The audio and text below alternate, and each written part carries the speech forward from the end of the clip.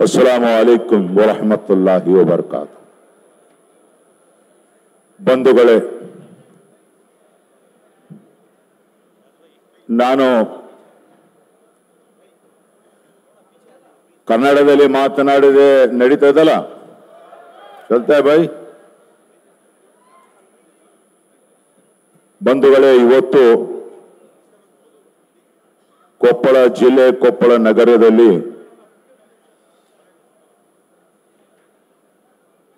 ಹಜರತ್ ಮೊಹಮ್ಮದ್ ಪೈಗಂಬರ್ ಅವರ 1500ನೇ ಜಯಂತ್ಯೋತ್ಸವದ ಆಚರಣೆ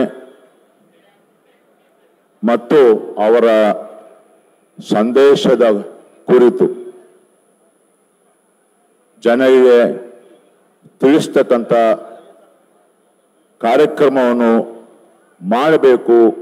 ಇವತ್ತಿನ ದಿನ ವಿಶ್ವ ಶಾಂತಿಯ ಸಂದೇಶ ಕೊಡ್ತಕ್ಕಂಥ ಕೆಲಸ ಮಾಡೋಣ ಅಂತ ಹೇಳಿ ಈ ಕಾರ್ಯಕ್ರಮವನ್ನು ಹಮ್ಮಿಕೊಂಡು ಅದರ ಜೊತೆಯಾಗಿ ನಮ್ಮ ಕರ್ನಾಟಕ ರಾಜ್ಯದ ಗುಲ್ಬರ್ಗ ಜಿಲ್ಲೆಯ ಹಜರತ್ ಖಾಜಾ ಬಂದೆ ನವಾಜ್ ಬಾರ್ಗರ್ ಅವರ ಸಜ್ಜಾದ ನಶೀನ್ ಪೀಠಾಧಿಪತಿಗಳು ಹಾಗೂ ಕರ್ನಾಟಕ ರಾಜ್ಯದ ವಕ್ಫ್ ಬೋರ್ಡಿನ ಅಧ್ಯಕ್ಷರು ಆಗಿರ್ತಕ್ಕಂಥ ಈ ಕಾರ್ಯಕ್ರಮದ ಕೇಂದ್ರ ಬಿಂದು ಆಗಿರ್ತಕ್ಕಂಥ ಅಲಿ ಜನಾಬ್ ಸೈಯದ್ ಮೊಹಮ್ಮದ್ ಅಲಿ ಅಲ್ ಹುಸೇನಿ ಸಾಹೇಬ್ರವರ ಸನ್ಮಾನ ಸಮಾರಂಭದ ಈ ಕಾರ್ಯಕ್ರಮದ ಅಧ್ಯಕ್ಷಸ್ಥಾನವನ್ನು ವಹಿಸಿರ್ತಕ್ಕಂಥ ನಮ್ಮ ಸಲೀಂ ಅಹಮದ್ ಸಾಹೇಬ್ರವರು, ಅದೇ ರೀತಿಯಾಗಿ ನಮ್ಮ ನೀಲಂಗ ಶರೀಫ್ ದರ್ಗಾದ ಸಜ್ಜಾದಗಳಾಗಿರ್ತಕ್ಕಂಥ ಜನಾಬ್ ಹೈದರ್ ಸಾಹೇಬ್ರವರೇ ಹಾಗೂ ಈ ಕಾರ್ಯಕ್ರಮದಲ್ಲಿ ಭಾಗವಹಿಸಿರ್ತಕ್ಕಂಥ ಕರ್ನಾಟಕ ರಾಜ್ಯದ ಮಂತ್ರಿಗಳಾಗಿರ್ತಕ್ಕಂಥ ಎಚ್.ಕೆ. ಪಾಟೀಲ್ ಸಾಹೇಬರು ಬಂದಿದ್ದರು, ರಹೀಂ ಖಾನ್ ಸಾಹೇಬ್ರವರು ಬಂದಿದ್ದಾರೆ, ವೇದಿಕೆ ಮೇಲೆ ಇದ್ದಾರೆ. ಅದೇ ತರನಾಗಿ ಕೊಪ್ಪಳ ಜಿಲ್ಲಾ ಸಚಿವರು ಶಿವರಾಜ್ ತಂಗಡಿ ಅವರು ಸಹಿತ ಬಂದಿದ್ದರು. ಮತ್ತು ಈ ಕಾರ್ಯಕ್ರಮದಲ್ಲಿ ಕೊಪ್ಪಳ ಕ್ಷೇತ್ರದ ಜನಪ್ರಿಯ ಶಾಸಕರಾಗಿರ್ತಕ್ಕಂಥ ರಾಘವೇಂದ್ರ ಇಟ್ನಾಡ್ರವರು ಇದ್ದಾರೆ. ಅದೇ ತರನಾಗಿ ಈ ವೇದಿಕೆ ಮೇಲೆ ಕೊಪ್ಪಳ ಲೋಕಸಭೆ ಕ್ಷೇತ್ರದ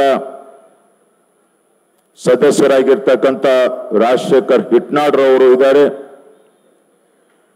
ಅದೇ ತರನಾಗಿ ಈ ಕಾರ್ಯಕ್ರಮದಲ್ಲಿ ಹೈದರಾಬಾದ್ನಿಂದ ಬಂದಿರತಕ್ಕಂಥ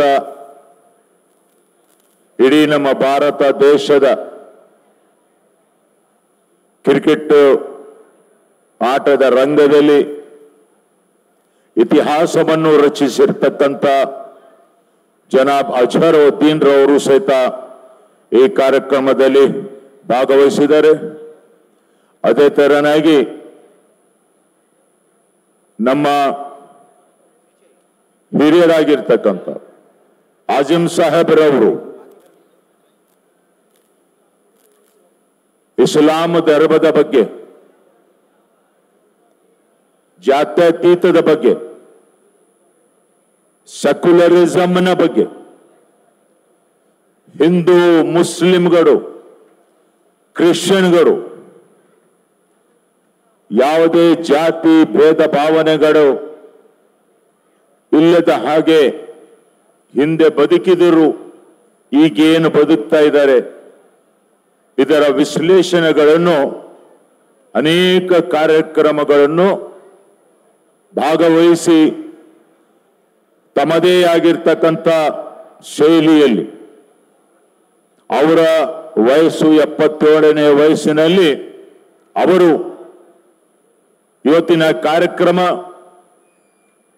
ಮೊಹಮ್ಮದ್ ಪೈಗಂಬರ್ ಅವರು ಸಲ್ಲಲ್ಲಾಹು ಅಲೈಹಿ ವಸಲ್ಲಂ ಅವರ ಈ ಕಾರ್ಯಕ್ರಮದಲ್ಲಿ ನಾನು ಭಾಗವಹಿಸಲೇಬೇಕು ಅಂತ ಹೇಳಿ ಅವರು ಬಂದಿದ್ದಾರೆ. ಅವರಿಗೆ ಆರೋಗ್ಯ ಸರಿಗಿಲ್ಲ. ಅವ್ರು ಹೇಳ್ತಾ ಇದ್ರು ನನಗೆ, ಅವರಿಗೆ ಕ್ಯಾನ್ಸರ್ ಆಪರೇಷನ್ ಆಗಿದೆ, 14 ತಾಸುಗಳ ಆಪರೇಷನ್ ಆಗಿದೆ. ಆಪರೇಷನ್ ಆಗಿ ಇವತ್ತು ದೇವರ ಕೃಪೆಯಿಂದ, ಅಲ್ಲಾಹನ ಕೃಪೆಯಿಂದ ಆರಾಮಾಗಿದ್ದೀನಿ ಅಂತೇಳಿ ಮಾತನಾಡ್ತಾ ಇದ್ರು. ಅವರು ಸಹಿತ ತಮ್ಮ ಶೈಲಿಯಲ್ಲಿ ಇವತ್ತಿನ ಈ ಕಾರ್ಯಕ್ರಮದ ಬಗ್ಗೆ, ಕಾರ್ಯಕ್ರಮದ ಮಹತ್ವದ ಬಗ್ಗೆ ಅವರು ತಿಳಿಸಿದ್ದಾರೆ ಬಂಧುಗಳೇ. ಇನ್ನು ಅನೇಕ ಜನ ವೇದಿಕೆ ಮೇಲೆ ಮಾತನಾಡೋರು ಸಹಿತ ಇದ್ದಾರೆ. ನಮ್ಮ ಕೊಪ್ಪಳ ನಗರದಲ್ಲಿ ಇರ್ತಕ್ಕಂಥ ನಮ್ಮ ಸಮಾಜದ ಗುರುಗಳಾಗಿರ್ತಕ್ಕಂಥ ಮುಫ್ತಿ ಸಾಹೇಬ್ರವರು, ನಜೀರ್ ಮುಫ್ತಿ ಸಾಹೇಬರು ಸಹಿತ ಬಹಳ ಉತ್ತಮ ರೀತಿಯಲ್ಲಿ ತಮ್ಮೆಲ್ಲರಿಗೆ ತಿಳಿಸಿದ್ದಾರೆ. ಮತ್ತು ಈ ವೇದಿಕೆ ಮೇಲೆ ಇರ್ತಕ್ಕಂಥ ಪೂಜ್ಯರಾಗಿರ್ತಕ್ಕಂಥ ನಮ್ಮೆಲ್ಲ ಸವಣೂರು ಸ್ವಾಮೀಜಿಗಳು, ಶ್ರೀಹಟ್ಟಿ ಸ್ವಾಮೀಜಿಗಳು ಮತ್ತು ಗುಲ್ಬರ್ಗದಿಂದ ಬಂದಿರತಕ್ಕಂಥ ಅಪ್ಪಾಜಿ ಗುರುಗಳು, ಇವರೆಲ್ಲರಿಗೆ ಇವತ್ತು ವೇದಿಕೆ ಮೇಲೆ ಕೂಡಿಸ್ತಕ್ಕಂಥ ಕೆಲಸ, ಒಂದು ಜಾತ್ಯತೀತ ಸಂದೇಶವನ್ನು ಕೊಡಬೇಕು ಅಂತೇಳಿ ಒಂದೇ ಒಂದು ಉದ್ದೇಶದಿಂದ ಈ ಕಾರ್ಯಕ್ರಮವನ್ನು ಮಾಡಲಾಗಿದೆ ಬಂಧುಗಳೇ. ಇನ್ನು ಅನೇಕ ಜನ ಈ ಕಾರ್ಯಕ್ರಮದಲ್ಲಿ ವೇದಿಕೆ ಮೇಲೆ ಇದ್ದಾರೆ. ನಾನು ಕ್ಷಮಿಸುತ್ತೇನೆ, ಎಲ್ಲರ ಹೆಸರು ಹೇಳ್ಕೊಂಡು ಹೋದರೆ ಬಹಳ ಸಮಯ ಆಗುತ್ತದೆ. ಈಗಾಗಲೇ ತುಂಬಾ ಸಮಯ ಆಗಿದೆ. ನಾನು ಕೆಲವು ಮಾತುಗಳನ್ನು ತಮ್ಮ ಮುಂದೆ ಇಡಲಿಕ್ಕೆ ಬಯಸ್ತೀನಿ ಬಂಧುಗಳೇ. ಇವತ್ತಿನ ಈ ಕಾರ್ಯಕ್ರಮ ಮೊಹಮ್ಮದ್ ಪೈಗಂಬರ್ ಸಲ್ಲಲ್ಲಾಹು ಅಲೈಹಿ ವಸಲ್ಲಂ ರವರ ಕಾರ್ಯಕ್ರಮ ಆಗಿದ್ದರಿಂದ ಈ ಕಾರ್ಯಕ್ರಮದಲ್ಲಿ ಇಸ್ಲಾಂ ಧರ್ಮದ ಪ್ರಕಾರ ಅಲ್ಲಾಹು ಇಲ್ಲಿ ದೇವರ ಸೇವಕರು, ನಾವೇನೋ ಫರಿಷ್ಠಗಳು ಅಂತ ಹೇಳ್ತೀವಿ, ಫರಿಷ್ಠ ಏಂಜಲ್ಗಳು ಅಂತ ಹೇಳ್ತಾ ಇದ್ದಾರೆ. ಅಲ್ಲಾಹ್ ಅವರಿಗೆಲ್ಲರಿಗೆ ನೂರಾರು ಸಾವಿರಾರು ಫರಿಷ್ಠಗಳಿಗೆ, ದೇವ ಸೇವಕರಿಗೆ ಕಳಿಸುತ್ತಾನೆ. ಏನಂತೇಳಿ, ನನ್ನ ಪ್ರಿಯನಾಗಿರ್ತಕ್ಕಂಥ ಮೊಹಮ್ಮದ್ ಪೈಗಂಬರ್ ಅವರ ಜನ್ಮದಿನದ ಆಚರಿಸ್ತಾ ಇದ್ದಾರೆ. ಯಾರ್ಯಾರು ಬಂದಿದ್ದಾರೆ, ಯಾರ್ಯಾರು ಏನೇನು ಮಾತನಾಡ್ತಾ ಇದ್ದಾರೆ, ಎಲ್ಲವನ್ನೂ ಆ ಫರಿಷ್ಠಗಳು, ಆ ದೇವ ಸೇವಕರು, ಆ ಏಂಜಲ್ಗಳು ಎಲ್ಲರ ಬಗ್ಗೆ ಬರೆದುಕೊಂಡು ಹೋಗುತ್ತಾರೆ ಅಂತ ಹೇಳಿದೆ. ಹಾಗಾಗಿ ಇಂಥ ಪವಿತ್ರವಾಗಿರ್ತಕ್ಕಂಥ ಕಾರ್ಯಕ್ರಮದಲ್ಲಿ ನಾನು ಯಾವುದೇ ರೀತಿಯಾಗಿ ರಾಜಕೀಯ ಭಾಷಣಗಳನ್ನು ಮಾಡಲಿಕ್ಕೆ ನಾನು ಬೆಂಗಳೂರಿನಿಂದ ಬಂದಿಲ್ಲ ಬಂಧುಗಳೇ. ಅನಾವಶ್ಯಕವಾಗಿ ಯಾರು ಸಹಿತ ಚಿಂತೆ ಮಾಡ್ತಕ್ಕಂತಾಗಲಿ ಅಥವಾ ಗಂಭೀರವಾಗಿ ಅದನ್ನು ಬೇರೆ ರೀತಿಯಿಂದ ತಿಳ್ಕೊಳ್ಳೋದ ಅವಶ್ಯಕತೆ ಇಲ್ಲ ಅಂತ ಹೇಳಲಿಕ್ಕೆ ಬಯಸ್ತೇನೆ.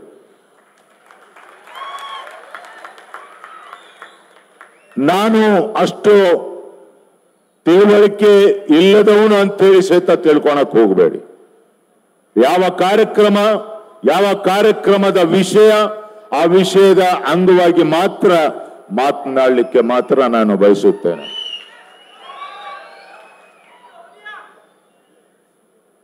ತಮ್ಗೆಲ್ಲರಿಗೂ ಹೇಳಿ ಬಯಸ್ತಾ ಇದ್ದೀನಿ, ಪೈಗಂಬರ್ ಮೊಹಮ್ಮದ್ ಸಲ್ಲಲ್ಲಾಹು ಅಲೈಹಿ ವಸಲ್ಲಂ ರವರು ಹುಟ್ಟುವ ಕಾಲಕ್ಕೆ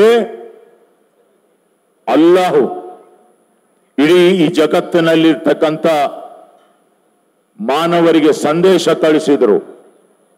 ಮೊಹಮ್ಮದ್ ಪೈಗಂಬರ್ ರವರು ನನಗೆ ಅತಿ ಪ್ರಿಯನಾಗಿರ್ತಕ್ಕಂಥ ಸಂದೇಶ ಕೊಡ್ತಕ್ಕಂಥ ಪುಣ್ಯ ಆತ್ಮ ಅಂತೇಳಿ ಹೇಳಿದರು.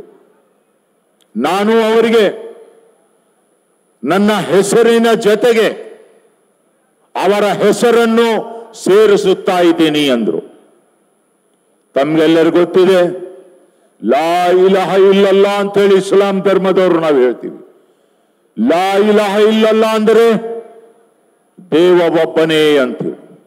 ಮೊಹಮ್ಮದ್ ರಸೂಲುಲ್ಲಾ ಅಲ್ಲನ ಅತಿ ಪ್ರಿಯನಾಗಿರ್ತಕ್ಕಂಥ ರಸೂಲ್ ರವರು, ಮೆಹಬೂಬ್ ರವರು, ಮತ್ತು ಜಗತ್ತಿನಲ್ಲಿ ಜನಗಳಿಗೆ ಮೂಢನಂಬಿಕೆಗಳು ಇರ್ತಕ್ಕಂಥವ್ರಿಗೆ ಉತ್ತಮವಾಗಿರ್ತಕ್ಕಂಥ ಮಾನವ ಜೀವನವನ್ನು ಯಾವ ರೀತಿ ನಡೆಸಬೇಕು ಅಂತೇಳಿ ಒಂದು ಉದಾಹರಣೆಯಾಗಿ ನಾನು ಜಗತ್ತಿಗೆ ಕಳಿಸ್ತಾ ಇದ್ದೀನಿ ಅಂತೇಳಿ ಅಲ್ಲನು ಸಂದೇಶವನ್ನು ಕೊಟ್ಟಿದ್ದಾನೆ ಬಂಧುಗಳು.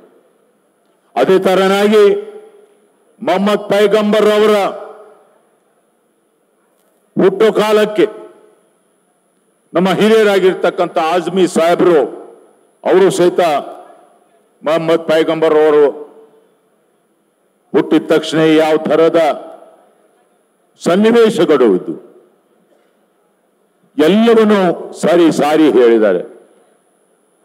ಇವತ್ತು ಇಸ್ಲಾಂ ಧರ್ಮದಲ್ಲಿ ಪ್ರತಿಯೊಬ್ಬರಿಗೆ ಗೊತ್ತಿರತಕ್ಕಂಥದ್ದು ಮೊಹಮ್ಮದ್ ಪೈಗಂಬರು ಹುಟ್ಟುತ್ತಾ ಇದ್ದಾರೆ ಅಂಥೇಳಿ ಇಡೀ ಜಗತ್ತಿನಲ್ಲಿ, ಇಡೀ ಭೂಲೋಕದಲ್ಲಿ, ಇಡೀ ಆಕಾಶದಲ್ಲಿ, ದೇವಲೋಕದಲ್ಲಿ ಎಲ್ಲ ದೇವ ಸೇವಕರು, ಎಲ್ಲ ಪಶು ಪಕ್ಷಿಗಳು, ಎಲ್ಲ ಇವತ್ತು ಪ್ರಾಣಿಗಳು, ಇವತ್ತು ಗಿಡಗಳು, ಇವತ್ತು ಗಿಡ ಎಲೆಗಳು, ಇವತ್ತು ಗಾಳಿ, ಇವತ್ತು ನಕ್ಷತ್ರ, ಚಂದ್ರ, ಸೂರ್ಯ ಎಲ್ಲವನ್ನು ದೇವರ ಹತ್ರ ಸಂತೋಷವನ್ನು ವ್ಯಕ್ತಪಡಿಸ್ತಾ ಇದ್ರು.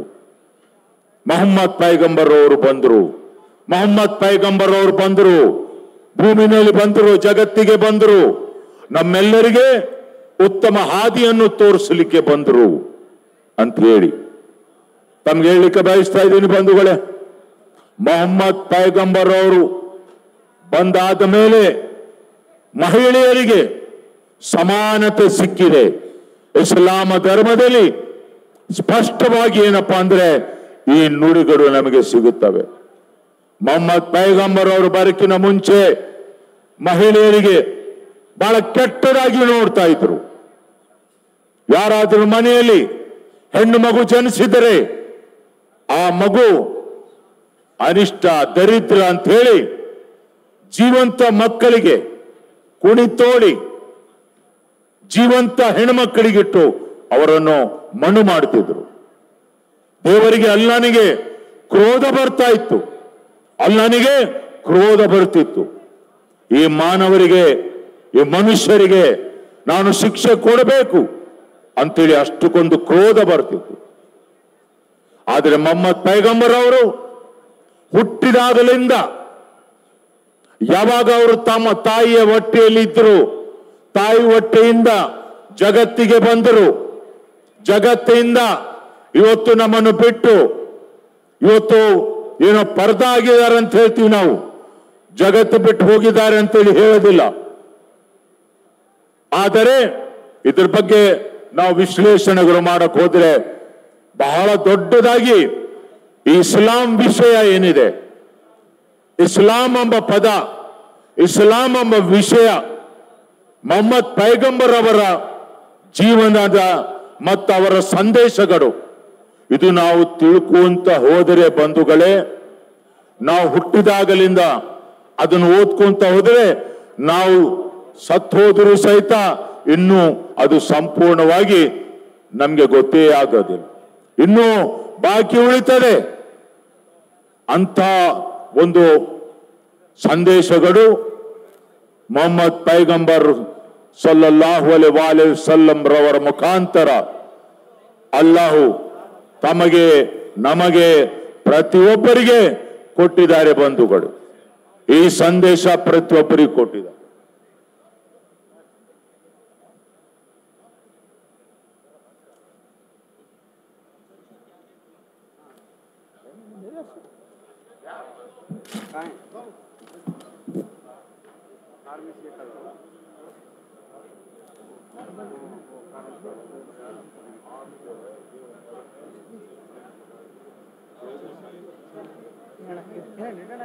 ಅಳಿಗಾಡಕತ್ತೆ ಸಾಬ್ರ ಮಾತ್ರ ಸರಿ ಆಗ್ತಾರಲ್ಲ.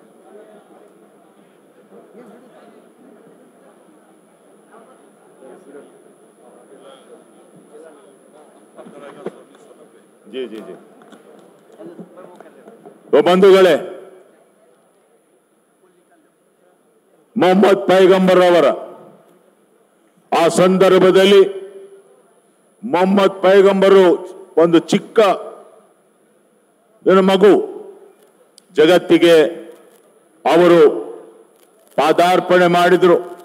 ತಾಯಿ ಹೊಟ್ಟೆಯಲ್ಲಿದ್ದಾಗೂ ಸಹಿತ ಅವರು ಹೇಳ್ತಾ ಇದ್ರು ಉಮ್ಮತ್ ಉಮ್ಮತ್ ಉಮ್ಮತ್ ಅಂತ. ಬಂಧುಗಳೇ, ನಮ್ಮ ಇಸ್ಲಾಂ ಧರ್ಮದಲ್ಲಿ ಉಮ್ಮತ್ ಅಂದ್ರೆ ಏನು? ಯಾವ ಯಾವ ಕಾಲದಲ್ಲಿ ಪೈಗಂಬರರಿಗೆ ಅಲ್ಲಾಹು ಈ ಜಗತ್ತಿಗೆ ಸಂದೇಶ ಸಾರಲಿಕ್ಕೆ ಕಳಿಸಿದ್ದಾರೆ, ಅವರ ಅವಧಿಯಲ್ಲಿ ಹುಟ್ಟಿರ್ತಕ್ಕಂಥ ಆ ಜನಗಳಿಗೆ ಅವರ ಉಮ್ಮತ್ತು ಅಂತ ಹೇಳ್ತೀವಿ. ನಾವೆಲ್ಲ ಮೊಹಮ್ಮದ್ ಪೈಗಂಬರ್ ಅವರು ಜಗತ್ತಿಗೆ ಬಂದ ಆದ ನಂತರ ನಾವೇನು ಹುಟ್ಟಿದೀವಿ, ನಾವೇನು ಇಸ್ಲಾಂ ಧರ್ಮದವರು ಇದೀವಿ, ಕೊನೆ ಪ್ರಳಯ ಆಗುವವರೆಗೂ ಸಹಿತ ನಾವು ನಮ್ಮ ಲೆಕ್ಕಪತ್ರಗಳನ್ನು ಕೊಡೋ ಸಂದರ್ಭದಲ್ಲಿ ಸಹಿತ ನಾವೆಲ್ಲರೂ ಪೈಗಂಬರ್ ಮೊಹಮ್ಮದ್ ಸಲ್ಲಲ್ಲಾಹು ಅಲೈಹಿ ವಸಲ್ಲಂ ರವರ ಉಮ್ಮತಿಯಾಗಿ ಇರ್ತೇವೆ. ಬಂಧುಗಳು, ನಮ್ಗೆ ಎಷ್ಟು ಮಹತ್ವ ಇದೆ ಅಂದ್ರೆ, ಅಲ್ಲಾಹ್ ತಾನು ಪ್ರೀತಿಸ್ತಕ್ಕಂಥ ಪ್ರಿಯನಾಗಿರ್ತಕ್ಕಂಥ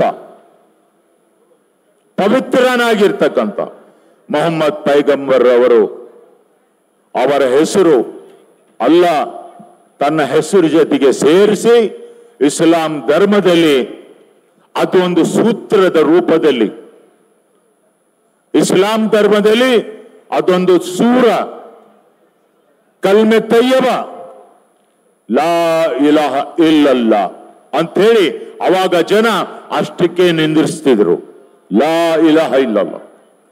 ಮತ್ತೆ ಅಲ್ಲಾಹ್ ಅಲ್ಲಿಂದ ಸಂದೇಶ ಕಳಿಸಿದ್ರು, ಲಾ ಇಲಾಹ ಇಲ್ಲಲ್ಲಾ ಮುಂದೆ ಮೊಹಮ್ಮದ್ ರಸೂಲ್ ಅಲ್ಲಾ ಓದಬೇಕು, ಇದು ಕಂಪಲ್ಸರಿ ಓದ್ಬೇಕು. ಸಾಯವರಿಗೆ ಮುಸ್ಲಿಂ ಸಮಾಜದವರು, ಇಸ್ಲಾಂ ಧರ್ಮದವರು ಹುಟ್ಟಿದ ಮೇಲೆ ಸಾಯವರೆಗೂ ಇದು ಓದಲೇಬೇಕು.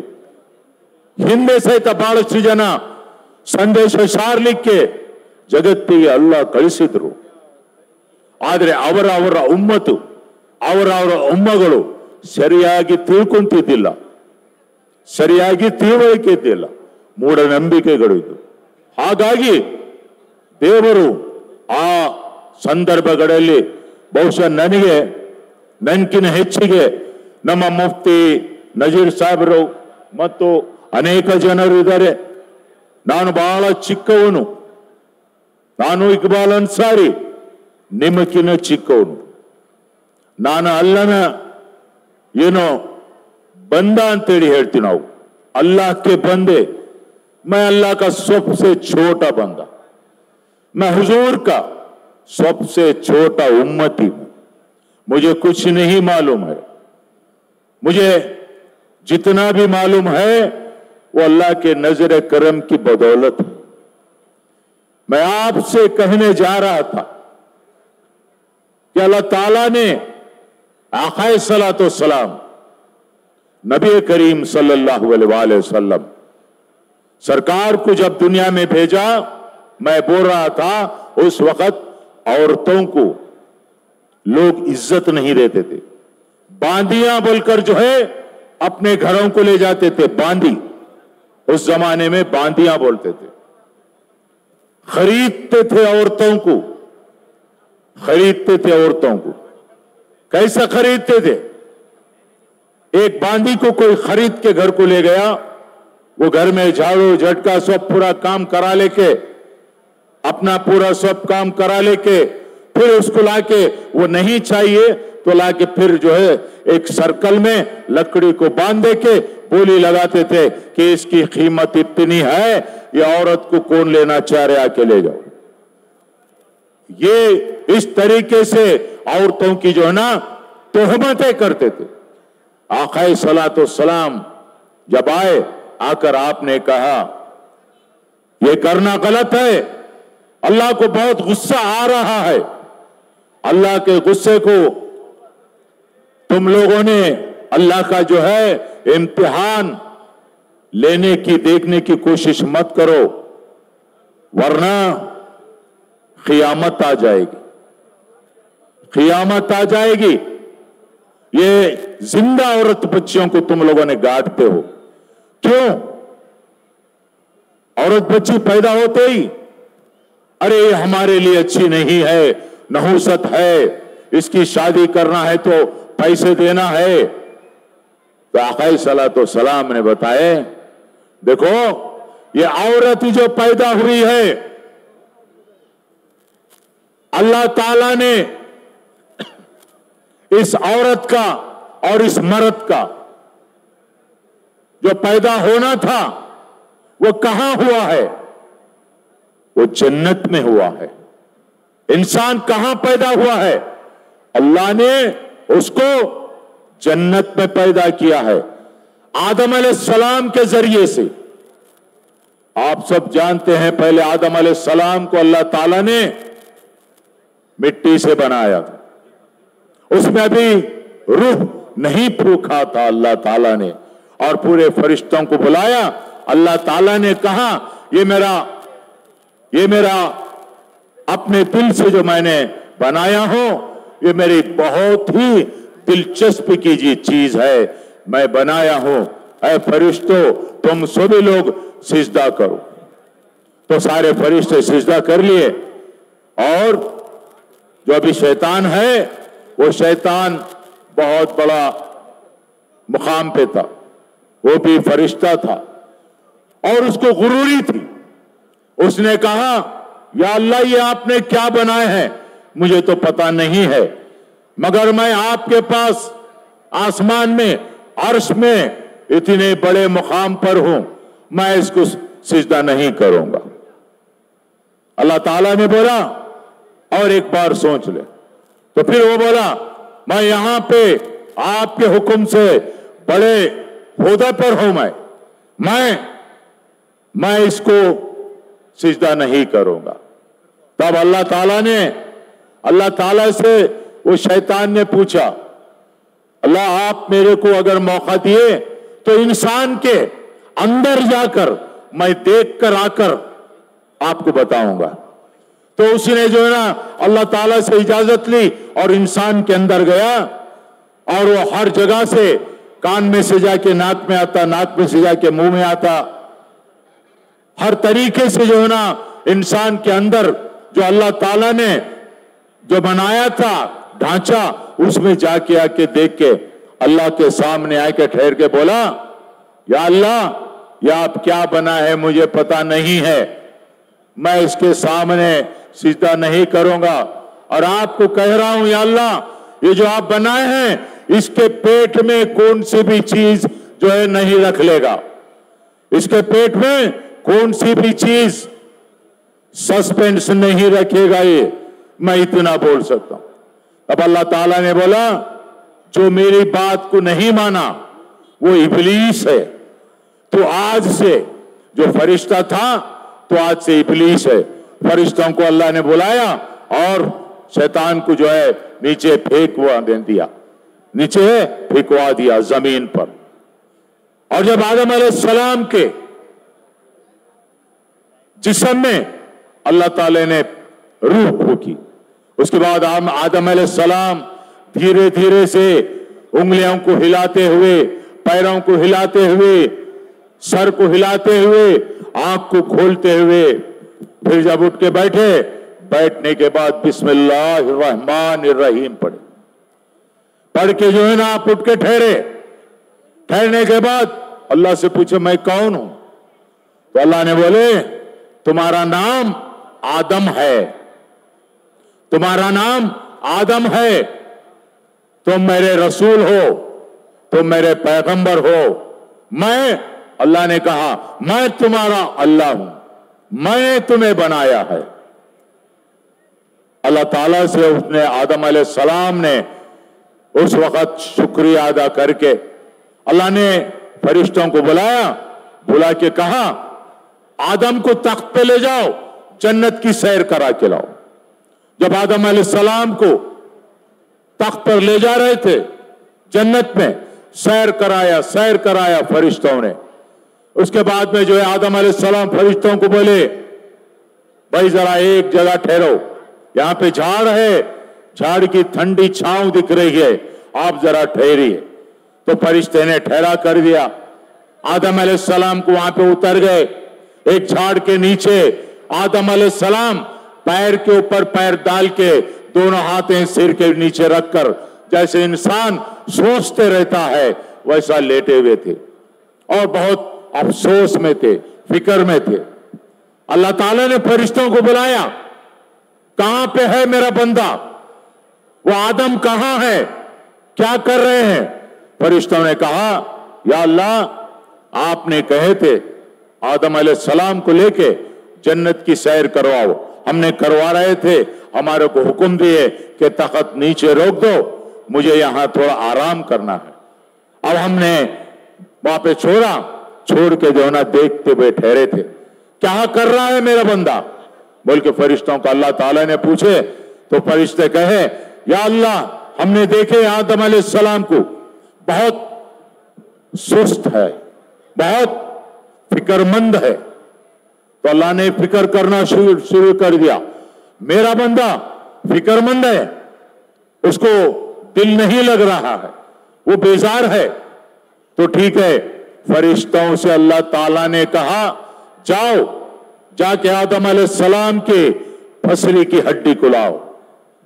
जब फरिश्तों ने गए आदम अलैहिस्सलाम की फसली की हड्डी को गैब से लेके गए, लेकर जाके अल्लाह ताला के सामने रखे।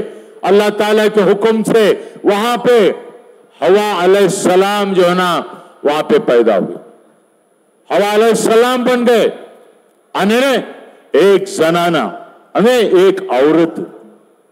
जब अल्लाह ताला ने क्या किए, फरिश्तों को बोले जाओ हवा अलैहिस्सलाम को, हवा को ले जाओ, जाके आदम अलैहिस्सलाम को बोलो ये आज से उनकी जोड़ीदार है, आज से ये उनकी जोड़ीदार है। तब आप लेकर गए, लेने के बाद आदम अलैहिस्सलाम परेशान हो गए, होकर बोले आप कौन है? फरिश्ते बोले ये आपकी जोड़ी है।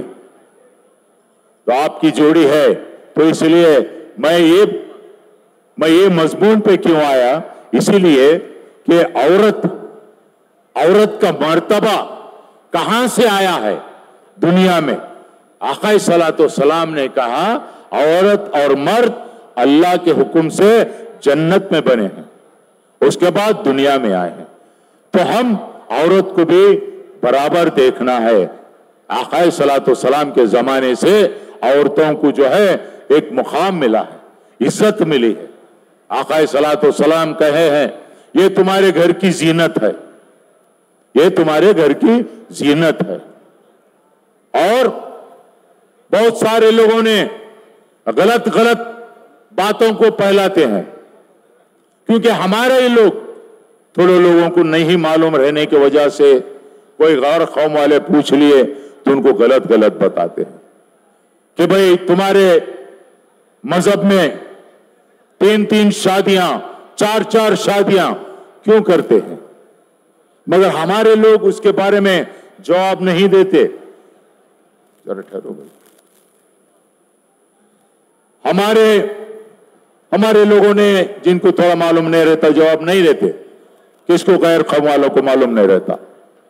अरे भाई, अल्लाह ताला ने हमारे कौम में जिना करना बहुत गुनाह है। जिना का मतलब आप जानते हैं ना, सब लोग जानते हैं। जिना को आज के जमाने में रंडीबाजी करना कहते हैं। ये अल्लाह ताला के हुक्म से बहुत ही इसका जो है अजाब होगा।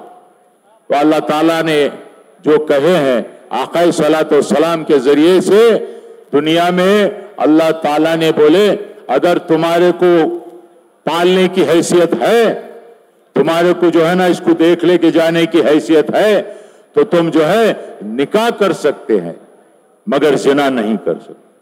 भाइयों, आका सलातो सलाम के बारे में बोलना है तो बहुत कुछ बोलना है। अब मेरे को जो है ना 2-2, 3-3 मर्तबा जो है मेरे को कॉल आया है कि टाइम हो रहा है। मैंने भी माफी चाहता हूं, क्योंकि मैं पहले ही आपसे कहा कि मैं आपसे छोटा हूं, अल्लाह का सबसे आखिर का छोटा सा बंदा हूं, हुजूर का जो है सबसे छोटा उम्मती हूं। मेरे ख्याल में ये कब आया, मैं जब बैंगलोर को गया 2-2.5 साल मैं बैंगलोर में जो है किताबों को पढ़ता रहा, और वैसे तो मोबाइलों में भी जो है उर्दू में हजरत अली रजी अल्लाह ताला अन्हु सरकार के जो कौल है, बहुत ही जो है हमारे को हमारी जिंदगी किस तरीके से गुजारे तो अल्लाह के रास्ते पे ले चलती है। उसके अंदर जो है वो बातें हैं, वो मतलब है। अल्लाह ताला ने हजरत अली रजी अल्लाह ताला उनको उतना इल्म देके दुनिया में रखा था। आज हमारे को ये सोचने की बहुत जरूरी है भाइयों। अल्लाह ताला ने मूसा अलैहिस्सलाम के जमाने में, मूसा अलैहिस्सलाम बहुत बड़े पैगंबर, अल्लाह ताला आपसे बहुत बातें करते थे, इसलिए मूसा कलीमुल्लाह कहते हैं। कलाम करने वालों को, बात करने वालों को कलीमुल्लाह कहते हैं। तो मूसा 2 मिनट आप लोगों से मैं इजाजत चाहता हूं। अल्लाह ताला ने मूसा अलैहिस्सलाम से कहा, ए मूसा, पास के गांव में जाओ, जाके तुम्हारे से छोटा कौन है उसको पकड़ के लाओ। अल्लाह किसको कहा? मूसा अलैहिस्सलाम को कहा। जब मूसा अलैहिस्सलाम अल्लाह की बात सुन के पास के गांव में गए, जाके जो है ना खूब ढूंढा, बहुत कुछ ढूंढा, ढूंढते ढूंढते बहुत टाइम हो गया। उसके बाद मूसा अलैहिस्सलाम फिर जो है जहां पे इबादत को बैठते थे, गारों में बैठते थे, वहां पे आके अल्लाह ताला से कहे, या अल्लाह, आपके हुक्म था कि मेरे से छोटा कौन है पास के गांव में जाके लाओ बोलकर। मैं गया, मेरे से छोटा कोई नहीं दिखा या अल्लाह। तो अल्लाह के पास से फौरन आवाज आई, अरे मूसा, अगर तुम बकरी का बच्चा भी अगर लाते, या अल्लाह ये मेरे से छोटा है बोलकर मुझे कहते, तो मैं तुम्हारे से इमीडिएट पैगंबरी छीन लेता था, मैं तुम्हारी पैगंबरी छीन लेता था। ये अल्लाह ताला ने क्यों कहा है? अल्लाह ताला ने कहने का मतलब ये है कि मेरे पास गुरूरी, मस्ती, अना जिसको आती है, मैं इसको माफ नहीं करता। मूसा अलैहिस्सलाम, अगर आपको मैं पैगंबर हूं, मेरे से सब छोटे हैं, मैं सबसे बड़ा हूं बोलकर अगर बोले तो अल्लाह के सामने हम गुनहगार हो जाते हैं। लिहाजा मैं आपसे लोगों से कहना चाहता हूं कि आप लोगों से भी, कि आप लोग भी मोबाइलों में जरा देखिए, देखकर जो है आप लोग भी पढ़ सकते हैं। उर्दू जो है ना पढ़े तो बहुत अच्छा आप लोगों को भी जो है रास्ता मिल सकता है। इस मौके पे मेरे को 2 बात करने का, जो इंतजामी कमेटी उन्होंने जो मौका दिया है, और स्टेज पे जो हमारे ख्वाजा बंदे नवाज गेसुदराज सरकार के बारगाह के सज्जादा नशीन हजरत सैयद मोहम्मद अली अल हुसैनी साहब क़िबला के, जो उन्होंने भी जो हमें इजाजत दी है, जो मेरे 2-4 बातें, तोतले बातें आपके सामने रखने के लिए कहा है, और आप लोगों ने भी जो इजाजत दिया, मैं आप सब लोगों का शुक्रिया अदा करता हूं। खुदा हाफिज। अल्लाह।